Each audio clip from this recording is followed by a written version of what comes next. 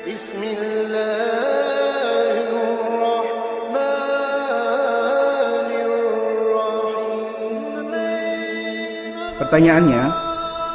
sehubungan dengan terpilihnya seorang muslimah yang bernama Dr. Pratiwi Sudarmono sebagai calon astronot pertama Indonesia yang akan naik ke bulan, saya ingin menanyakan masalah yang cukup pelik dan rumit. Dalam kitab-kitab fikih yang telah saya pelajari, bahwa salah satu syarat sahnya sholat itu harus menghadap ke kiblat. Bagaimanakah hukumnya orang yang berada di bulan yang pada saat ia hendak mendirikan sholat tidak mengetahui arah kiblat, bahkan letak bumi pun tidak diketahuinya? Nah, itu pertanyaan Pak Ki. Mohon bisa dijawab Pak Ki, biar kita uraikan. Ya, baik. Silakan Pak. Bahwa Allah Subhanahu wa taala dengan Rahman Rahimnya, yakni penuh kasih sayang kepada umat manusia, tentu ketika mau menjalankan ibadah sholat dia tidak harus repot-repot atau panik dan sebagainya. Kenapa? Karena Allah sudah memberikan penjelasan dalam Al-Quran surah Al-Baqarah ayat 185. A'udzubillahi minasyaitonirrajim. Bismillahirrahmanirrahim. Yuridullahu bikumul yusra wa la yuridu bikumul usra.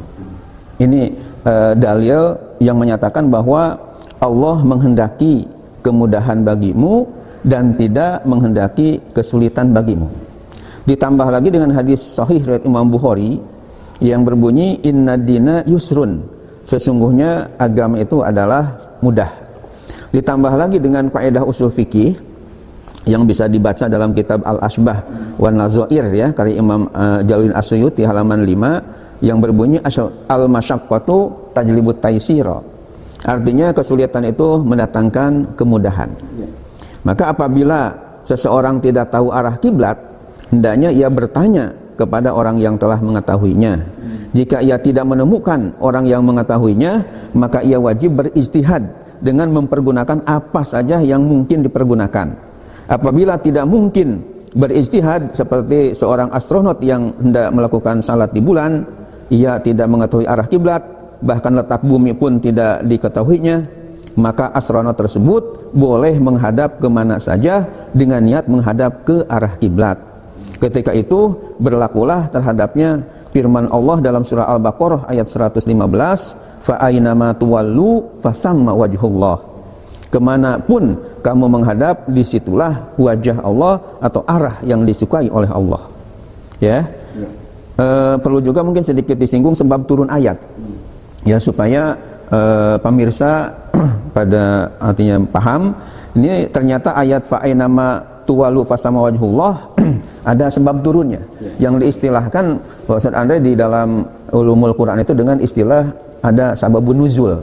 Ya, kalau kepada hadis, tapi kalau kepada ayat Al-Quran, kenapa ayat Quran ini diturunkan, itu istilahnya ada sababun nuzul. Nah, kenapa kita harus tahu sababun nuzulnya? Karena saya mendengar ada salah seorang ustadz gitu di daerah Jawa Barat ini yang punya pandangan bahwa ketika sholat 5 waktu itu kita dibebaskan untuk menghadap sholat ke arah mana saja walaupun di Indonesia. Ya, dengan alasan yaitu ayat 115 surah Al-Baqarah ini. Kan ayatnya lengkapnya itu walillahil masyriqu wal maghrib fa aynama tuwallu fastama wajhullah innallaha wasi'un alim. Artinya walillahil masyriqu wal maghrib, dan kepunyaan Allah lah, milik Allah lah masyrik dan maghrib, arah timur dan barat ini atau dunia ini milik Allah.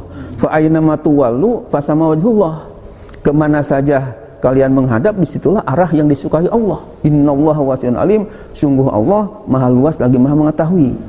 Nah, karena ustadz ini dari Jawa Barat ini saya nggak sebutkan namanya, punya artinya tidak tahu sabab nuzul ayat ini, tidak tahu sebab latar belakang turun ayat ini, sehingga langsung punya kesimpulan karena ini masyrik dan maghrib ini kepunyaan Allah, artinya jagat raya ini kepunyaan Allah, berarti kita ketika sholat, ketika walaupun di Indonesia nggak repot-repot lagi harus cari arah kiblat, kemana aja.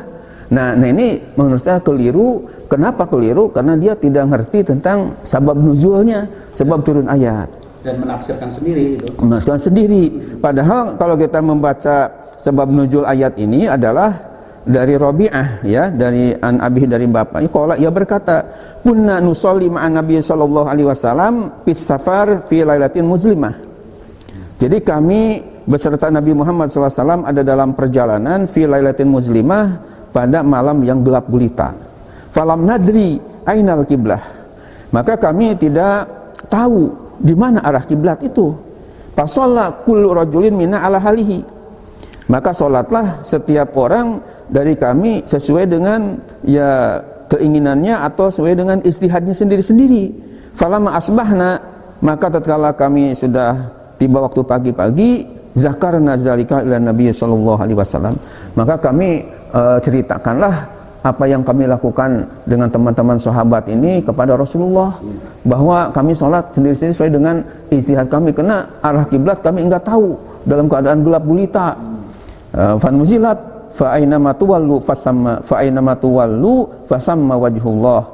Maka diturunkanlah ayat fa aynama tuwallu fasamma wajhullah. Kemana saja kalian menghadap, disitulah arah yang disukai oleh Allah. Ini ada dalam kitab Asbabun Nuzul yang dikarang oleh Imam Al-Wahidi, namanya halaman 25.